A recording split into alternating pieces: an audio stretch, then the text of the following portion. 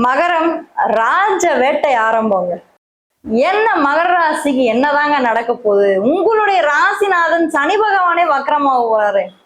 138 நாட்கள் சனி வக்கரம். என்ன நடக்கும்? வாழ்க்கையில உருப்பட மாட்டோமா? பட்ட கஷ்டத்துக்கும் துன்பத்துக்கும் ஏதாவது பதில் இருக்கா? சனி விடுவாரா? வாங்க தெரிஞ்சுக்கலாம். வீடியோ தொடர்ந்து பாருங்க. அது மட்டும் இல்லாம நம்மளுடைய சேனலை இன்னமும் நீங்க சப்ஸ்கிரைப் பண்ணாமலே பார்த்துருந்தீங்கன்னா மறக்காம சேனலை சப்ஸ்கிரைப் பண்ணி வச்சுட்டு தொடர்ந்து உங்களுடைய பேராதரவை எங்களுக்கு கொடுத்துக்கிட்டே இருங்க.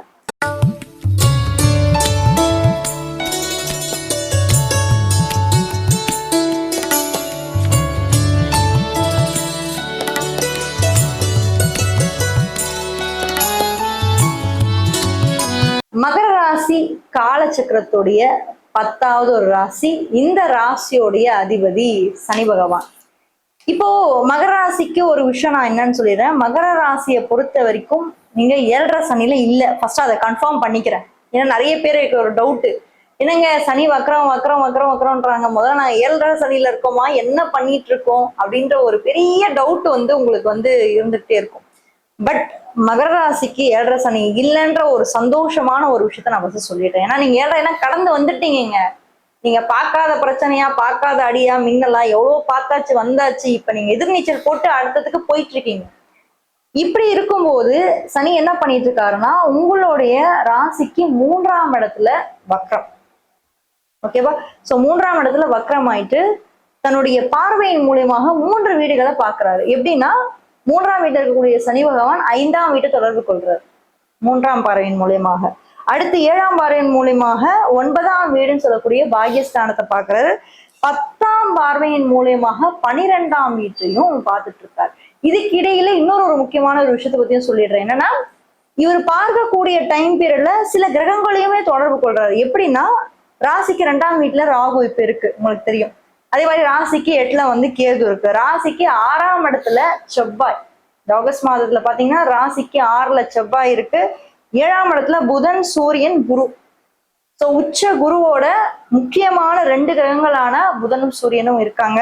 இதுல என்ன ஒரு ஹைலைட்னா வக்ர சனி பகவான் சுக்கிரனை பார்க்கிறது.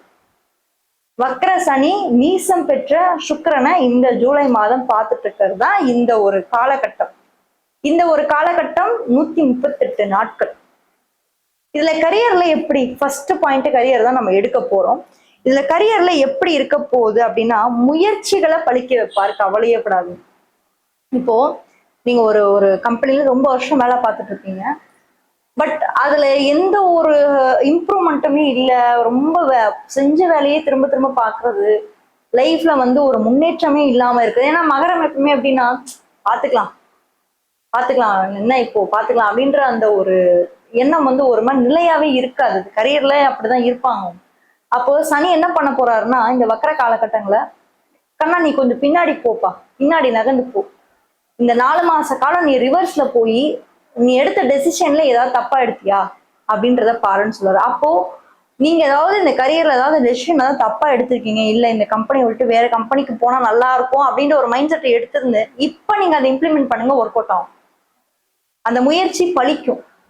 ஒருவேளை அந்த முயற்சியே பலிக்காம போயிருக்கலாம், இல்ல இதே இருந்துக்கலாம், என்ன இப்போ அப்படின்னு நீங்க யோசிச்சு தள்ளி வச்சிருந்தாலும் இப்போ எடுக்கக்கூடிய அந்த புது விஷயம் ஸ்டார்ட் பண்றது உங்களுக்கு பலிக்கும். அதே மாதிரி லைஃப்ல அது ஒரு நியூ பிகினிங்கையும் உங்களுக்கு கொடுக்கும். தைரியமா எடுங்க.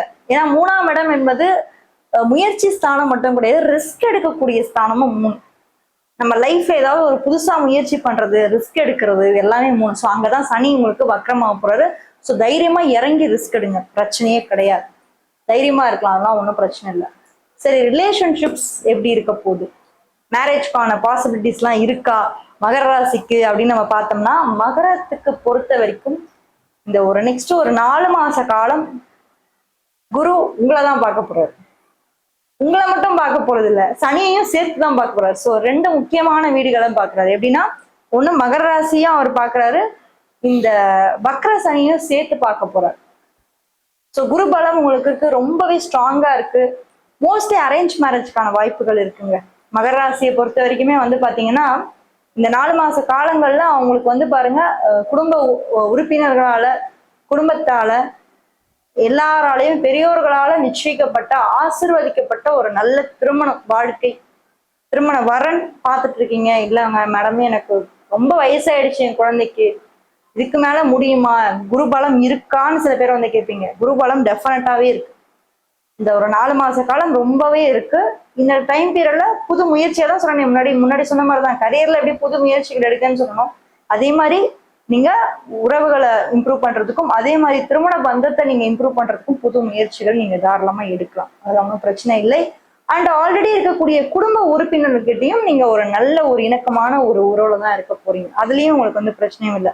என்ன ஒண்ணு, 6ல செவ்வாய், ஒரு பக்கம் 3ல உங்களுக்கு சனி பகவான் இருந்தாலும் கூட 6ல உங்களுக்கு இருக்கக்கூடிய அந்த செவ்வாய் வந்து தேவையில்லாத குடும்ப உறுப்பினர்கிட்ட உங்களுக்கு வந்து பாத்தீங்கன்னா எதிரியை உருவாக்குறதுக்கும் வாய்ப்பு இருக்கு.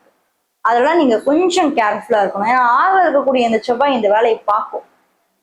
ஓகேவா? குடும்ப உறுப்பினர்களே உங்களுக்கு எதிரியா மாறுறதுக்கான வாய்ப்புகள் இருக்கு. ஸோ அதெல்லாம் நீங்க கொஞ்சம் பார்த்து இருந்துக்கோங்க. யார்கிட்ட என்ன பண்றோம் ஏது பண்றோம், ஏன்னா எல்லாரையுமே நம்பிடும் மகரம். அது வந்து வெளுத்ததெல்லாம் பால் அப்படின்ற மாதிரி எல்லாரையுமே நம்பிடும். அதனால அதன் மூலமா பிரச்சனைகளையும் உண்டு பண்ணும், ஃபேஸ் பண்ணும். ஸோ இதனால 4ஆம் இடம் சுகஸ்தான வீட்டோட அதிபதியும் செவ்வாய், அதே மாதிரி 11ஆம் வீடு நண்பர்கள் லாபம், இவரும் வந்து செவ்வாய் தான். ஸோ 2 வீட்டோட ஆதிபத்தியம் வந்து செவ்வாய் கிட்ட இருக்கு. ஒன்னு 4, இன்னொன்னு 11. அதனால லாபங்கள் வரக்கூடிய டைம் பீரியட் தான். ஓகேவா? ஸோ இதெல்லாம் ஒன்றும் பயப்பட வேண்டாம். அதே மாதிரி எஜுகேஷன், படிப்பு சார்ந்த விஷயங்கள், இதெல்லாம் எப்படி இருக்க போறீங்க நெக்ஸ்ட் கம்மிங் ஒரு 138 நாட்கள் இந்த பீரியட் எப்படி இருக்க போகுது அப்படின்னு நம்ம பார்த்தோம்னா, இந்த ஒரு 138 நாட்கள்ன்றதை விட படிப்பு விஷயத்துல எப்படி இருக்கா தான் நம்ம மெயினா பார்க்கணும். 5ஆம் இடம் 9ஆம் வீடு. ஸோ 5, 9 கூடியவனை வச்சுதான் இந்த கால்குலேஷன் நம்ம போடுவோம். ஸோ 5ஆம் இடம் என்பது சுக்கிரனோட ஆதிக்கத்துல போகுது. 9ஆம் இடம் அகைன் வந்து புதன். ஸோ புதன் சுக்கிரன் இந்த இடத்துல இருக்காங்க. சனி பகவான் நேரடி பார்வை, தன்னுடைய நேரடி பார்வையால சுக்கிரனை வந்து இந்த மாதமே தொடர்பு கொண்டுட்டு இருக்காரு.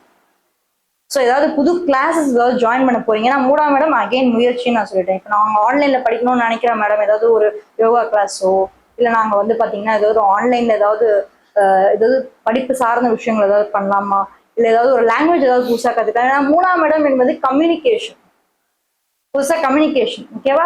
ஸோ லாங்குவேஜ் ஏதாவது கற்றுக்கிறது, புது விஷயம், பெயிண்டிங் கிளாஸஸ், எனி திங். உங்களுக்கு ஏதோ ஒரு ஹாபிஸ்ன்னு இருக்கும் பார்த்தீங்களா, உங்களுக்கு பிடித்தமான ஹாபிஸ் ஏதாவது இருக்கும், ஆசைகள், குட்டி குட்டி ஆசைகள், அது எல்லாமே நீங்க கத்துக்கலாம். அதே மாதிரி இங்க ஆன்லைன்ல அந்த கிளாஸஸ் மூலமாவும் கத்துக்கலாம். இதெல்லாமே நீங்க வந்து பண்ணலாம். எஜுகேஷன் சார்ந்து இருக்கக்கூடிய விஷயங்களை சனி பிரச்சனை கொடுக்க மாட்டோம். உங்களுக்கு மேல மேல வளர்க்க தான் வைப்பாரே தவிர சனி பகவான் உங்களுக்கு பிரச்சனைகள் அங்க கொடுக்கவே இல்லை.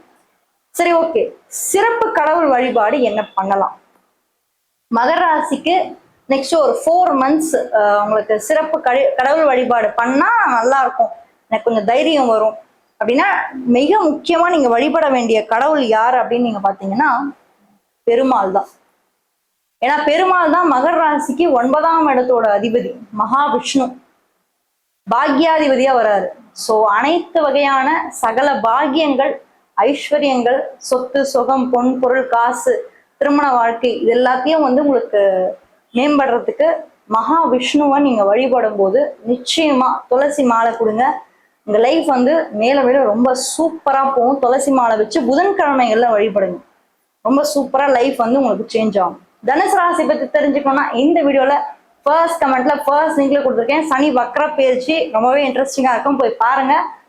அது மட்டும் இல்லாம நீங்க யாருக்காவது ஒரு ஃப்ரெண்டுக்கு இந்த வீடியோ ஷேர் பண்ணி ஹெல்ப் பண்ணணும்னு நினைச்சீங்க அப்படின்னா மறக்காம ஷேர் பண்ணி ஹெல்ப் பண்ணுங்க. தேங்க்யூ.